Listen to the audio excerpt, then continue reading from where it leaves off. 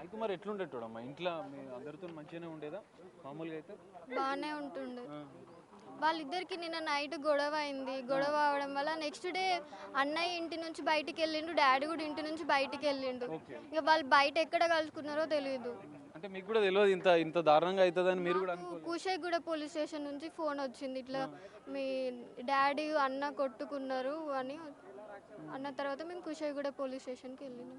అంటే డాడీ అంటే ఇంతకుముందు గొడవలు జరిగేటే కొట్టుకునే వాళ్ళ ఇంతకుముందు ఇంట్లో ఏమైనా?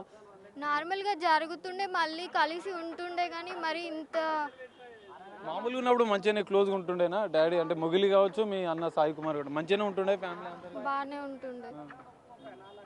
నిన్న వెళ్ళేటప్పుడు ఏమైనా చెప్పిండా అమ్మ? చివరికి ఏమైనా మాట్లాడిండా మీ డాడీ మీతో ఏమైనా చెప్పిండా? ఏం లేదు, మమ్మల్ని అందరినీ చంపుతా అని చెప్పి పోయిండు. మమ్మీని అన్నయ్యని నన్ను చంపుతా అని చెప్పి పోయిండు. మీ డాడీ మిమ్మల్ని అంటే నిన్ను కూడా కొట్టేటోడా? గొడవ అయినప్పుడు ఏమైనా మమ్మీని కొట్టేటప్పుడు అడ్డుపోతే ఏమైనా మీ మీద కూడా? నన్ను ఎప్పుడు కొట్టలే కానీ తిట్టిండు ఈసారి. చివరిగా అన్న ఇంట్లో నుంచి బయటకు పోయేటప్పుడు మీకు ఏమని చెప్పిపోయిండు అసలు సాయి కుమార్? నైట్ గొడవ అయినందుకు ఓనర్స్ వాళ్ళు రూమ్ ఖాళీ చేయమన్నారు. నేను సరే ఇంకా వెళ్ళిపోతే వెళ్ళిపోని, మనం వేరే రూమ్కి షిఫ్ట్ అవుదామని రూమ్ చూడనీకని వెళ్తున్నా అని చెప్పి వెళ్ళిండు అంతే. ఇంకా అంతకు మళ్ళీ తర్వాత పోలీస్ స్టేషన్ నుంచి కాల్ వచ్చింది. మరి ఇట్లా మా అన్న తండ్రి జనరల్గా చూస్తే అన్న మీ డాడీనే చంపేసిండు, ఎట్లా మరి ఇంత దారుణంగా చంపేసిండు అంటే? ఆయనకి ఎందుకు అట్లా అయిందో ఏమో తెలియదు.